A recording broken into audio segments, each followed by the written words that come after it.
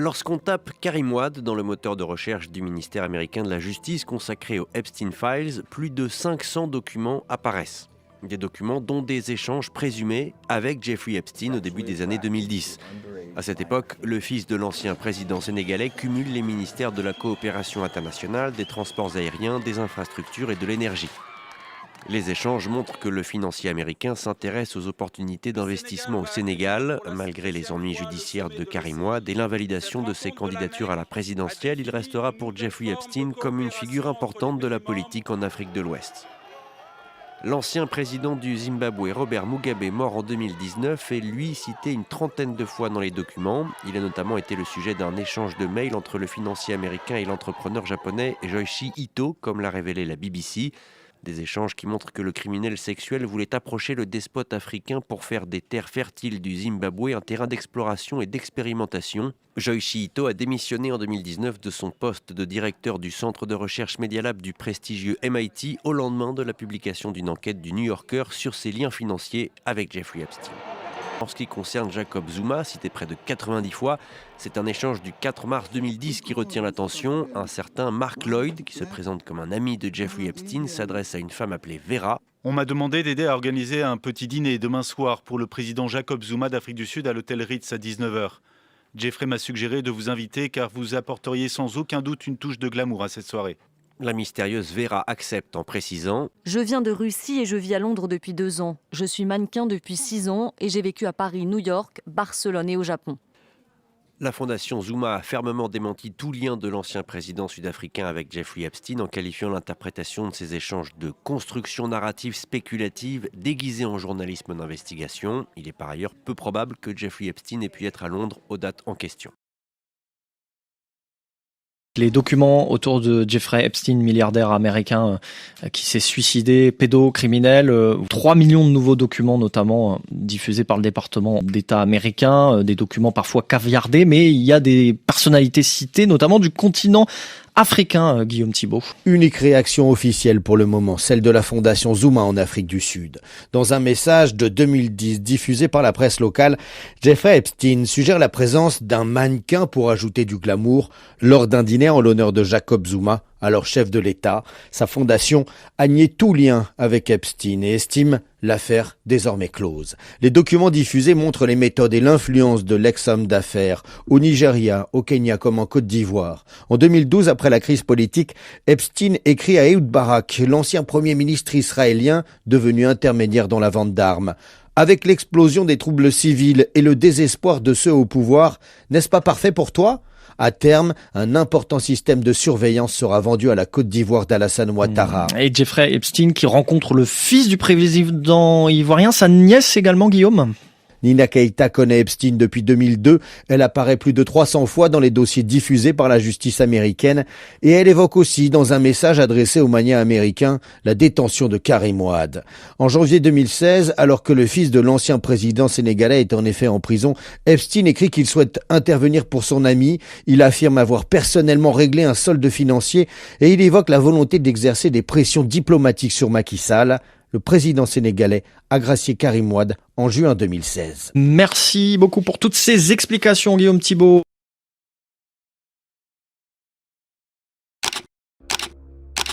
Ces informations ont été rendues publiques par Dropseed News dans une publication intitulée Jeffrey Epstein File, c'est les Southern States de Côte d'Ivoire, publié le 6 novembre 2025. Dans cette publication, beaucoup de détails, beaucoup d'informations ont été données et nous permettent de comprendre, de voir ce qui s'est réellement passé lorsqu'on avait eu les récentes images du ministre de l'Intérieur, ancien premier ministre de Côte d'Ivoire, Ahmed Bakayoko, avec Jeffrey Epstein. Qu'est-ce qui se passait réellement? Tout a été dit dans ce rapport-là. Cette enquête menée par ce journal indépendant d'investigation. Tout commence le 18 juin 2012, pendant que le premier ministre israélien de l'époque, M.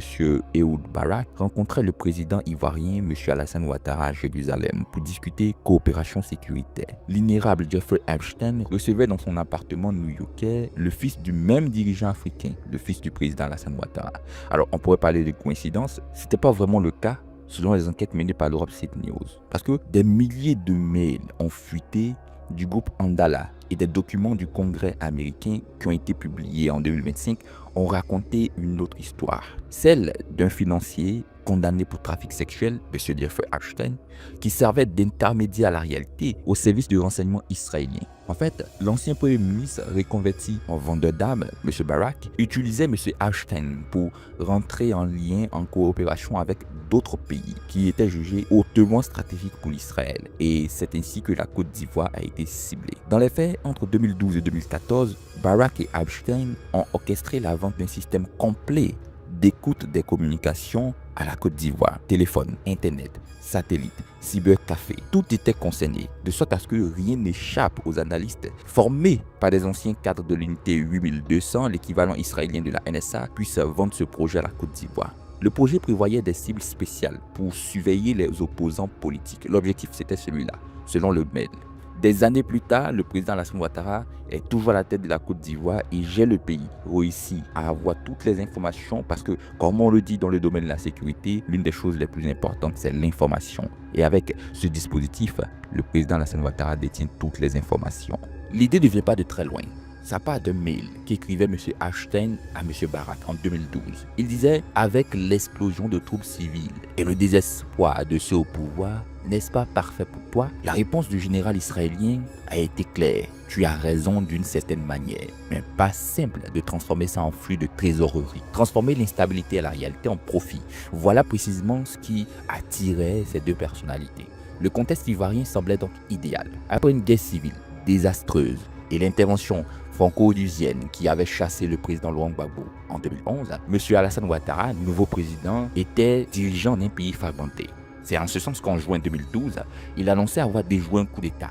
Donc, il fallait rapidement trouver une situation, un élément qui allait permettre d'assurer la sécurité de la Côte d'Ivoire et lui également sa mandature. C'est ainsi que 5 jours après avoir dénoncé cette tentative de coup d'État, le président Alassane Ouattara atterrit à Jérusalem pour rencontrer Barak et Benjamin Netanyahou, le nouveau premier ministre d'Israël. Officiellement, on parlait de science et de technologie, et officieusement, c'était M. Epstein qui a déjà mobilisé des réseaux et qui attendait de mettre en place son coup. Il y avait également une certaine Nina Keita, selon les investigations faites par le dit média, qui aurait joué un rôle très important. C'est la nièce du président ivoirien, M. Alassane Ouattara, faut pas l'oublier, qui voyageait sur le Lolita Express d'Epstein depuis 2002. Ancienne mannequin de l'agence Karine Models, dirigée par M. Jean-Luc Bounel, qui lui est le recruteur d'Epstein et qui a été retrouvé pendu dans sa cellule en 2022, elle l'aurait servi de canal discret, donc entre les deux parties prenantes. Les calendriers d'Epstein montrent également 3 rencontres avec elle entre 2012 et 2013, toujours synchronisées avec des moments cruciaux, des négociations. En septembre 2012 par exemple, après l'avoir vue, Epstein filait directement au Regency Hotel, point tête-à-tête avec Barak. Quelques semaines plus tard, il s'envolait vers l'Afrique et aucun registre de vol n'a jamais documenté ce voyage-là. Pour rappel, Barak a quitté son poste de ministre de la Défense le 18 mars 2013. 24 heures après, il recevait par mail les plans détaillés de MF Group, une société franco-israélienne spécialisée dans les projets sensibles en Afrique. Au menu, un centre de surveillance de communication mobile et Internet, plus un réseau de vidéosurveillance à Abidjan. Les mails entre Barak et son beau-frère Doron Cohen ne mentionnaient jamais de nom. Seulement, c'était des initiales cryptiques qui étaient utilisées. Et il y avait par exemple ce mail-là qui en disait long, où il était écrit « J'ai eu une bonne réunion avec MF et AM aujourd'hui. Je serai content de te briefer. Je serai seul dans ma voiture entre 4h15 et 5h du matin », écrivait Cohen en avril 2013 à M. Barak.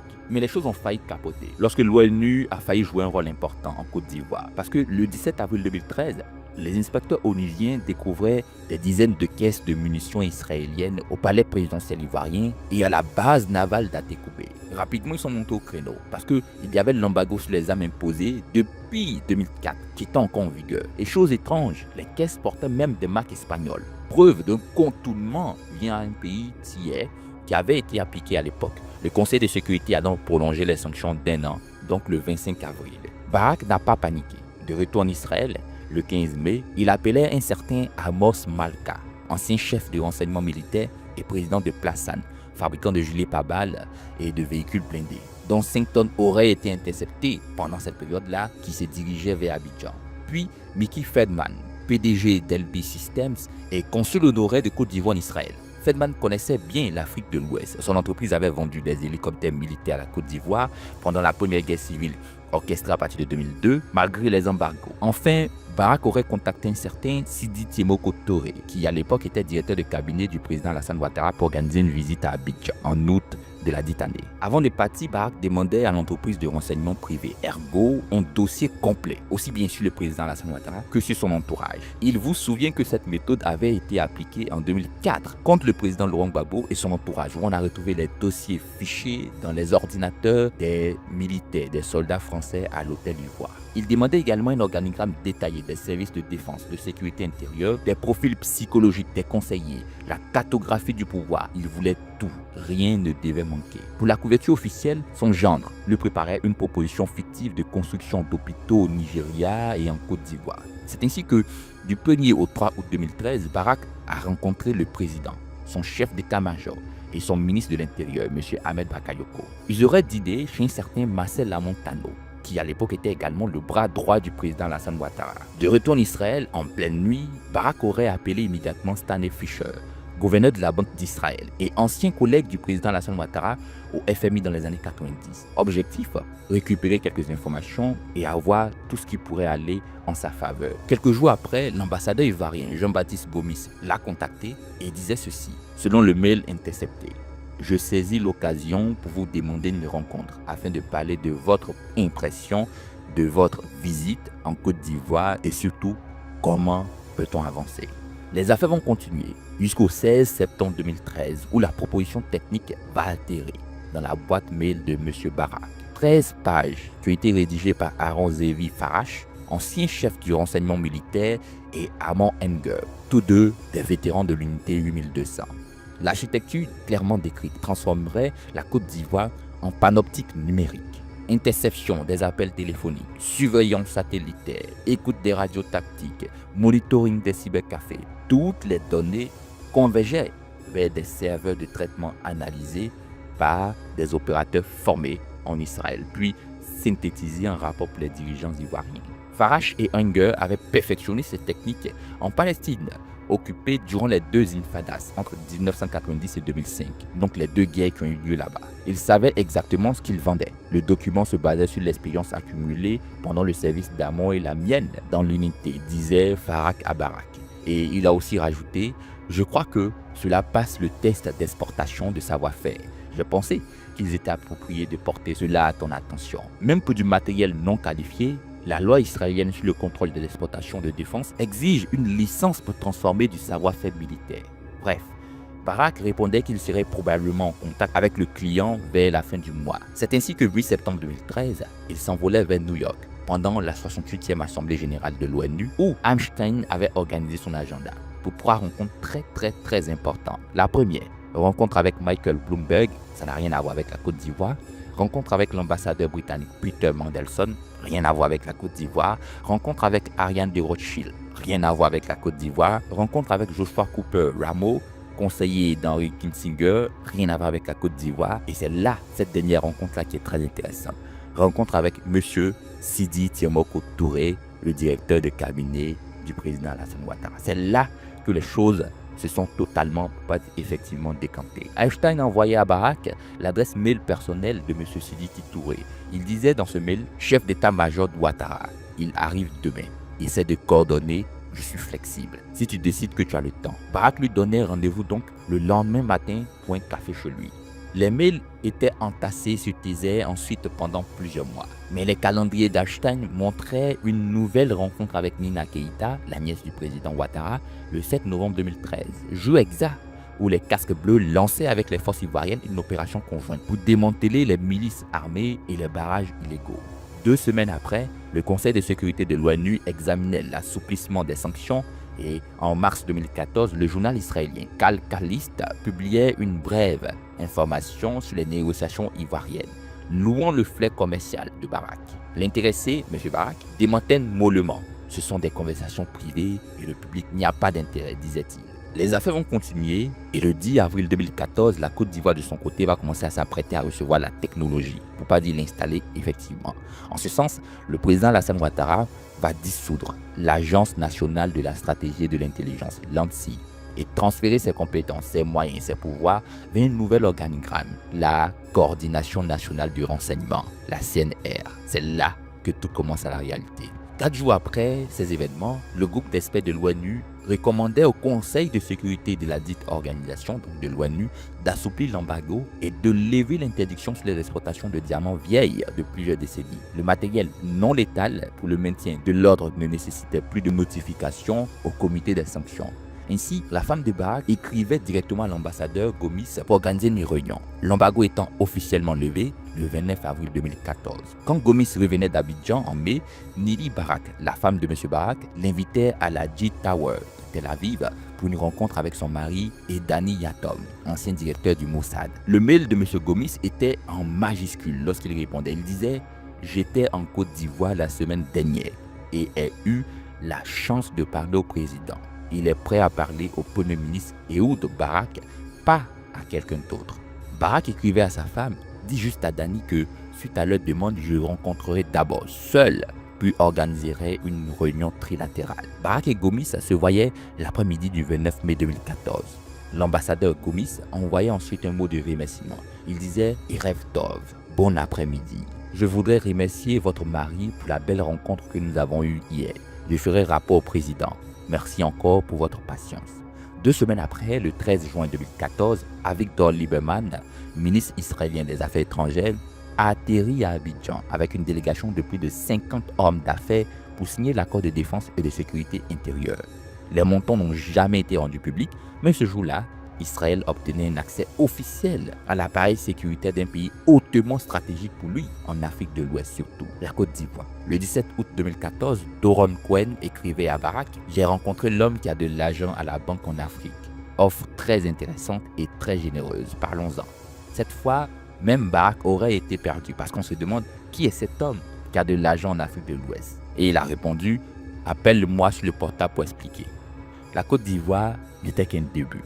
Dans toute cette affaire, il y a un certain Amos Malta, très proche de tous ces événements, qui a été contacté par les journalistes du média, qui lui disait, en jurant, n'avoir jamais travaillé avec M. Barak depuis sa retraite en 2002. Documente le rappel du 15 mai 2013. Michel Farjon, de MF Group, reconnaît que les documents sur la Côte d'Ivoire proviennent bien de son entreprise, mais ni tout lien avec Cohen ou Ashton. Il disait pas de coopération avec Barak, Cohen, Ashton, pas d'accord avec la Côte d'Ivoire, ni aucune coopération.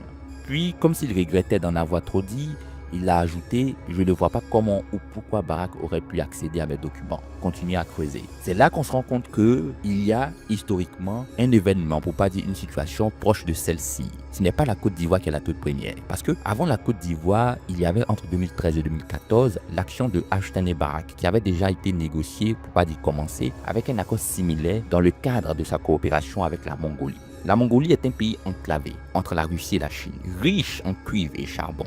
Lawrence Summers, ancien secrétaire du Trésor américain et président de l'université d'Harvard, participait au conseil consultatif proposé par le duo.